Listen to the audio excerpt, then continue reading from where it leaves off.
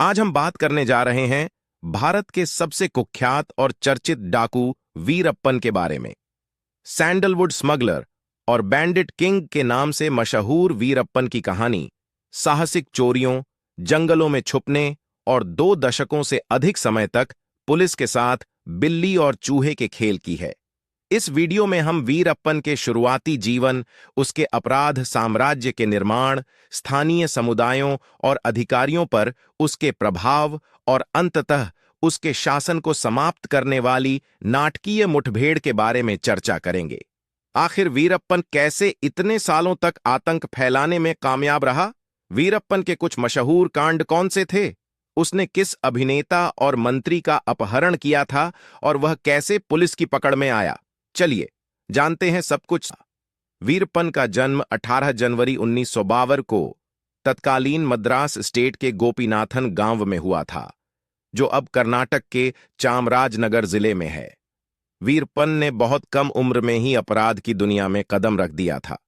असल में वीरप्पन के चाचा उस समय हाथी दांत के तस्कर के रूप में जाने जाते थे।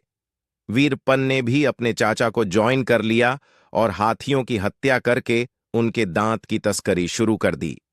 कई साल तक वीरप्पन अपने चाचा के साथ ही काम करता रहा, लेकिन बाद में चाचा से विवाद होने पर उसने खुद ही हाथियों की हत्या करके दांत की तस्करी का धंधा शुरू कर दिया।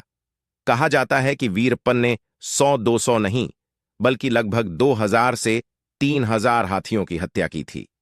वीरप्पन के इस आतंक के कारण कर्नाटक, तमिलनाडु और केरल के जंगलों में बड़े पैमाने पर हाथियों का सफाया हो गया था। हाथी दांत की तस्करी के अलावा वीरप्पन ने चंदन की लकड़ी की तस्करी में भी कदम रखा और देखते ही देखते वह इलाके का ही नहीं बल्कि भारत का सबसे बड़ा चंदन तस्कर बन गया। जब वीरप्पन अंधाधुंध हाथियों की हत्या करने लगा तो एक फॉरेस्ट अधिकारी ने पूरी योजना बनाकर वीरप्पन को गिरफ्तार करने में सफलता पाई। पहली बार वीरप्पन की ऑन रिकॉर्ड गिरफ्तारी 17 साल की उम्र में साल 1972 में हुई थी। पुलिस वीरप्पन को गिरफ्तार तो कर लेती है, मगर वह लंबे समय तक पुलिस की पकड़ में नहीं रह पाता और जल्द ही भाग निकलता है। इसके बाद वह दुगनी ताकत से अपने अपराध को अंजाम देने में लग जाता है। 17 साल की उम्र में पुलिस की गिरफ्त से भागने के बाद वीरप्पन ने अपने जीवन का पहला मर्डर किया। यह हत्या उस पुलिस वाले की थी जिसने पहली बार वीरप्पन को पकड़ा था। कुछ दावों के अनुसार वीरप्पन ने पहली हत्या 10 साल की उम्र में ही की थी। पहली हत्या के बाद वीरप्पन उन सभी की हत्या करने लगा जिन पर उसे पुलिस के मुखबिर होने का शक होता था। इस दौरान जो पुलिस वाले वीरप्पन को पकड़ने की कोशिश करते थे, उन्हें भी अपनी जान गंवानी पड़ती थी। वीरप्पन का अपराध दिन प्रतिदिन बढ़ता ही जा रहा था। इसे देखते हुए 1937 में चिदंबरम नाम के एक फॉरेस्ट ऑफिसर ने वीरप्पन को पकड़ने का प्लान बनाया, लेकिन कहीं से वीरप्पन को इसकी भनक लग गई और चिदंबरम वीरप्पन को पकड़ पाते उससे पहले ही वीरप्पन ने उन्हें किडनैप कर लिया और कुछ दिनों बाद उनकी हत्या कर दी। यह पहली बार था जब वीरप्पन को नेशनल लेवल पर मीडिया में जगह मिली थी। जब वीरप्पन का आतंक हद से ज्यादा बढ़ जाता है तो उसे पकड़ने की जिम्मेदारी senior IFS officer P Srinivas को दी जाती है। कहा जाता है कि पी श्रीनिवास ने पूरी प्लानिंग के बाद आखिरकार वीरप्पन को गिरफ्तार कर लिया था, लेकिन वीरप्पन इतना शातिर था कि जब श्रीनिवास उसे पुलिस जेल लेकर जा रहे थे, तब वीरप्पन ने चालाकी से अपनी आजादी हासिल कर ली। वीरप्पन ने आसपास बैठे पुलिस वालों से कहा कि उसे बहुत तेज सिरदर्द हो रहा है और उसे सिर पर रखने के लिए तेल चाहिए। पुलिस वालों ने बिना ज्यादा सोचे समझे वीरप्पन को तेल दे दिया।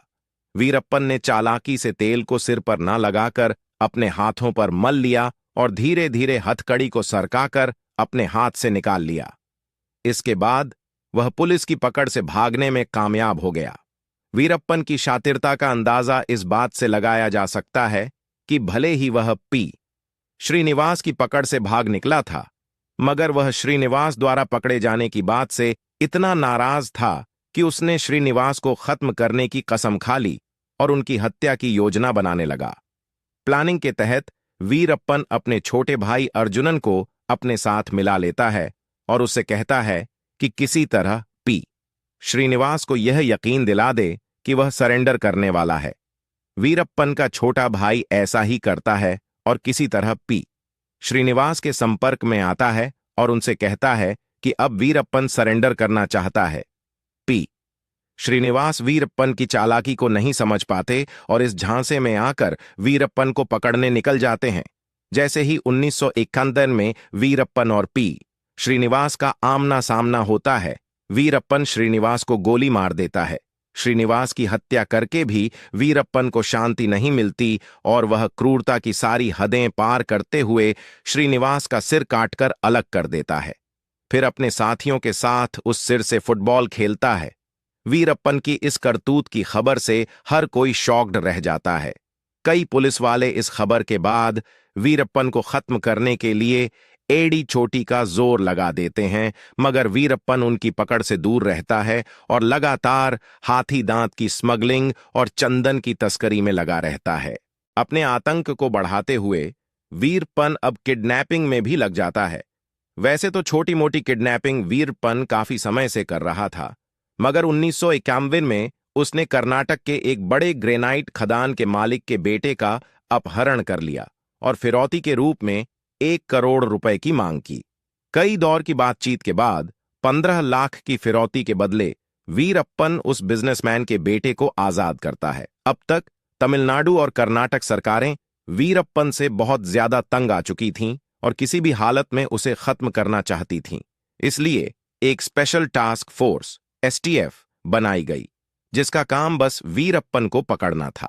पी श्रीनिवास की हत्या के बाद सीनियर IPS अधिकारी T हरिकृष्णा वीरप्पन को पकड़ने की जिम्मेदारी अपने हाथ में लेते हैं और लगातार उस पर नजर रखना शुरू कर देते हैं। इस बात की खबर वीरप्पन को भी लग जाती है और वह साजिश के तहत अगस्त 1992 में T हरिकृष्णा की हत्या कर देता है। कुछ समय बाद वीरप्पन शकील अहमद नाम के एक और बड़े पुलिस अधिकारी को थाने पर हमला करके 5 अन्य पुलिस वालों के साथ मार देता है। एक IPS की हत्या की खबर से प्रशासनिक स्तर पर खलबली मच जाती है और वीरप्पन को पकड़ने के लिए नई योजनाएं बनाई जाने लगती हैं। इस नई योजना के तहत अब पुलिस वालों की बजाय BSF यानी बॉर्डर सिक्योरिटी फोर्स को वीरप्पन को पकड़ने की जिम्मेदारी दी जाती है। BSF के कई जवान तमिलनाडु और कर्नाटक के जंगलों में तैनात कर दिए जाते हैं, मगर स्थानीय भाषा की वजह से उन्हें बहुत कठिनाई होने लगती है।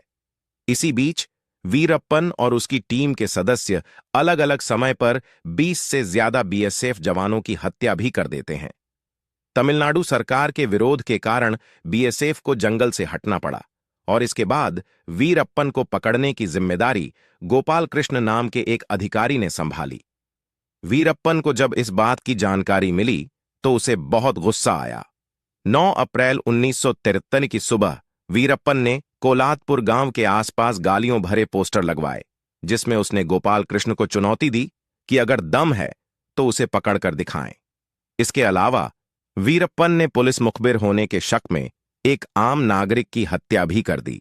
इस घटना के बाद गोपाल कृष्ण ने वीरप्पन को पकड़ने के लिए तुरंत तैयारी की और अपने 43 पुलिसकर्मियों के साथ मुखबिर द्वारा बताए गए जंगल की ओर निकल पड़े। लेकिन रास्ते में पलार पुल के पास गोपाल कृष्ण की जीप खराब हो गई, इसलिए उन्होंने पुलिस बस में बैठने का निर्णय लिया। इस बस में 15 पुलिसकर्मियों के अलावा 4 मुखबिर और 2 फॉरेस्ट गार्ड भी थे।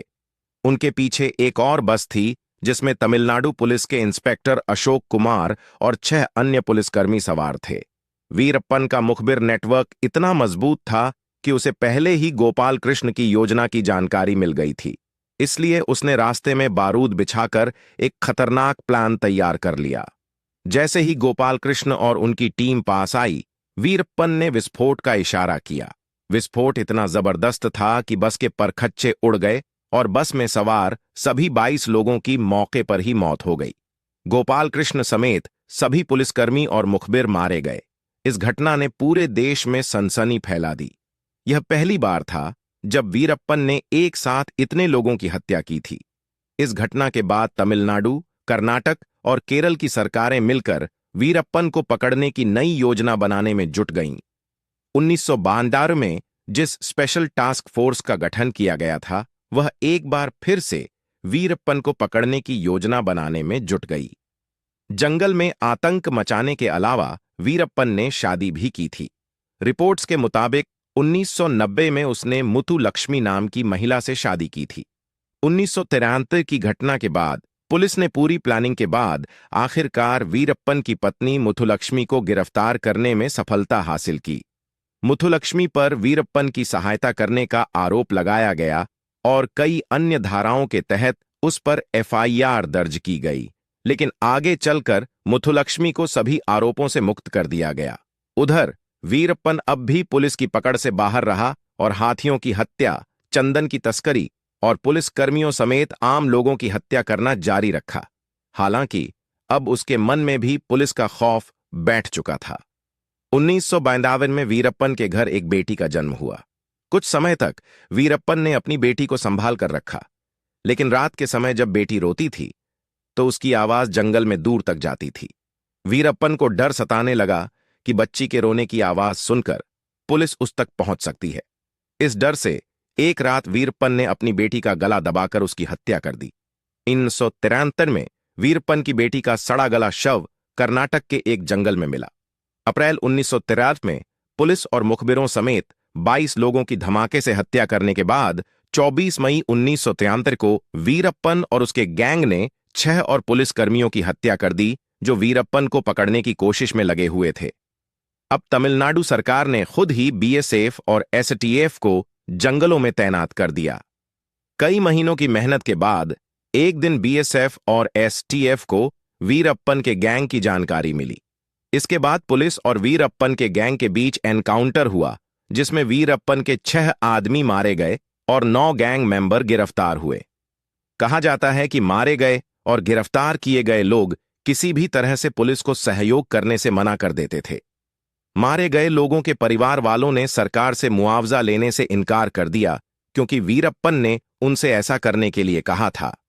बदले में वीरप्पन ने उन्हें मोटी रकम दी। 1996 में ही वीरप्पन का पता लगाने के लिए पुलिस ने उसके भाई अर्जुनन को गिरफ्तार किया, जो कथित तौर पर पुलिस कस्टडी में आत्महत्या कर लेता है। इस बात का बदला लेने के लिए वीरप्पन ने एक पुलिस अधिकारी और कांस्टेबल को मौत के घाट उतार दिया। अगले साल वीरप्पन ने कई पुलिसकर्मियों, पत्रकारों और फोटोग्राफरों को भी किडनैप किया।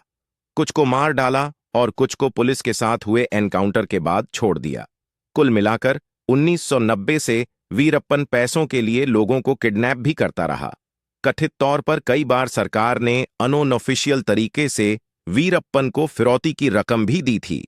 वीरप्पन ने अपने करियर की सबसे बड़ी किडनैपिंग 30 जून 2000 को की थी, जब उसने कन्नड़ सिनेमा के सुपरस्टार राजकुमार को अगवा कर लिया। यह किडनैपिंग इतनी बड़ी थी कि इसे समझने के लिए बस इतना जान लें कि कन्नड़ सिनेमा में राजकुमार की वही हैसियत थी जो आज अमिताभ बच्चन की है। राजकुमार की किडनैपिंग की खबर से कर्नाटक में हड़कंप मच गया। बड़े स्तर पर बंद बुलाया गया और लोग सड़कों पर उतर आए। बेंगलुरु समेत कई हिस्सों में बड़े पैमाने पर हिंसा हुई। हालात बिगड़ने पर कर्नाटक सरकार ने तमिलनाडु सरकार से मदद मांगी। इसके बाद वीरप्पन और कर्नाटक सरकार के बीच बातचीत के लिए एक पत्रकार को नियुक्त किया गया।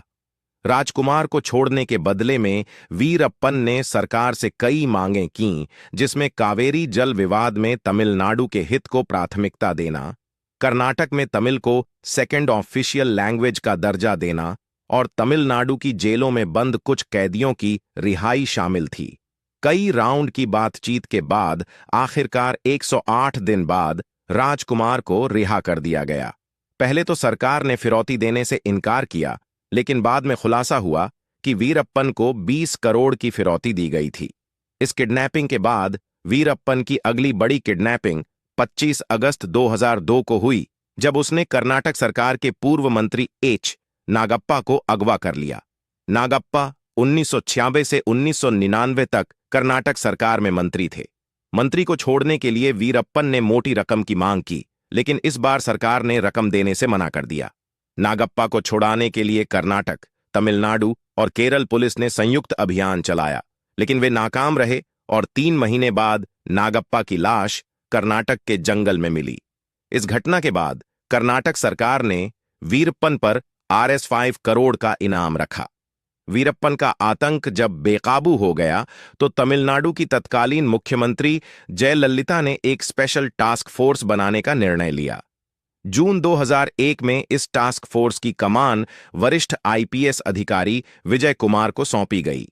जयललिता ने विजय कुमार को स्पष्ट निर्देश दिए कि किसी भी कीमत पर वीरप्पन को खत्म करना है। अब तक वीरप्पन को पकड़ने की कोशिश में 100 से ज्यादा पुलिसकर्मी मारे जा चुके थे और तमिलनाडु, केरल और कर्नाटक की सरकारों का 100 करोड़ रुपए से ज्यादा खर्च हो चुका था। विजय कुमार ने पूरी प्लानिंग के साथ वीरप्पन को पकड़ने का काम शुरू किया। उन्होंने पाया कि वीरप्पन की सबसे बड़ी ताकत उसका खुफिया तंत्र है।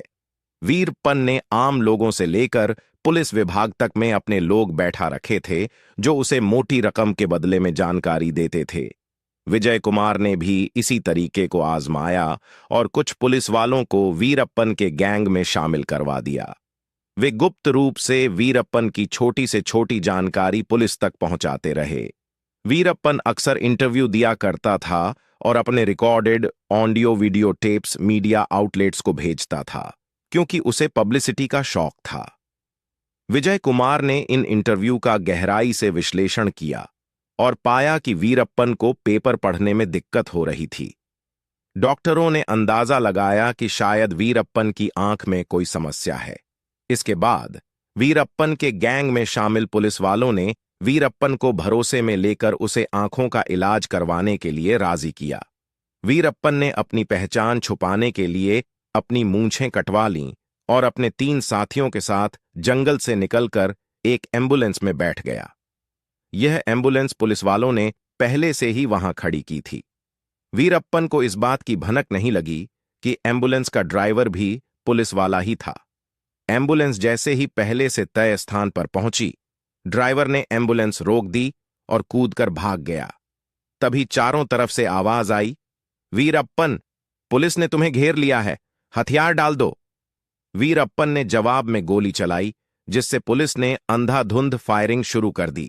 20 मिनट की फायरिंग के बाद जब एम्बुलेंस के अंदर से कोई गतिविधि नहीं हुई, तो विजय कुमार अंदर गए और देखा कि वीरप्पन और उसके 3 साथी मरे पड़े थे। वीरप्पन और उसके गैंग का चैप्टर भले ही बंद हो गया हो, लेकिन उसके परिवार में वीरप्पन की बेटियां अभी भी हैं। आपको जानकर हैरानी होगी कि वीरप्पन की 2 बेटियों में से एक, विद्या रानी, ने 2020 में Bharatiya Janata party BJP join की थी और जल्द ही बीजेपी यूथ विंग की उपाध्यक्ष भी बन गईं। बीजेपी द्वारा वीरप्पन की बेटी को पार्टी में शामिल करने के फैसले की कई लोगों ने आलोचना की। कुल मिलाकर वीरप्पन ने अपने जीवन में लगभग 180 लोगों की हत्या की, जिसमें अधिकतर पुलिस वाले थे। वीरप्पन पर लगभग 2 से 3 हजार हाथियों की हत्या का मामला दर्ज है। इसके अलावा चंदन की तस्करी से उसने करोड़ों की संपत्ति बनाई थी। तमिलनाडु, कर्नाटक और केरल सरकार द्वारा वीरप्पन के सर पर रखे गए इनाम की राशि आज के हिसाब से 50 करोड़ से भी ज्यादा होती। दोस्तों, अगर आपको हमारी मेहनत पसंद आई है तो कृपया इस वीडियो को लाइक और शेयर करें। अगर आपने दी क्राइम डायरीज चैनल को अभी तक सब्सक्राइब नहीं किया है तो कृपया जल्दी से चैनल को सब्सक्राइब कर लें। हमारी नवीनतम वीडियो की अपडेट के लिए बेल आइकॉन दबाएं और नोटिफिकेशन भी ऑन करें। क्राइम की दुनिया से जुड़ी ऐसी ही सच्ची कहानियों के लिए हमारे साथ जुड़े रहें। धन्यवाद।